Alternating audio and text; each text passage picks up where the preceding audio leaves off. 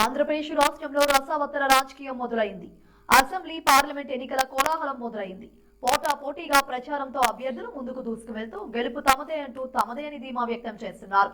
కాగా అంబేద్కర్ కోనసీమ జిల్లా ముమ్మిడివరం నియోజకవర్గ అసెంబ్లీ అభ్యర్థి వైఎస్ఆర్ కాంగ్రెస్ పార్టీ నేత పొన్నాడ సతీష్ అట్టహాసంగా తన ఎన్నికల ప్రచారాన్ని ప్రారంభించారు.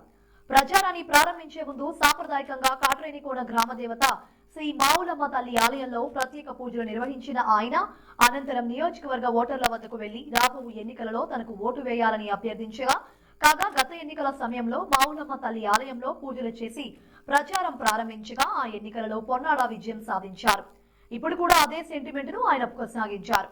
ప్రచారంలో భాగంగా కాట్రేనికోన నుండి చెయ్యూరు, మహిపాల చెరువు మీదుగా ముమ్మిడివరంలోని ఎయిమ్స్ కళాశాల వరకు అభిమానులు, కార్యకర్తలతో కలిసి భారీ ర్యాలీ నిర్వహించారు. ఈ ర్యాలీలో వైకాపా నాయకులు, కార్యకర్తలు భారీ సంఖ్యలో పాల్గొన్నారు.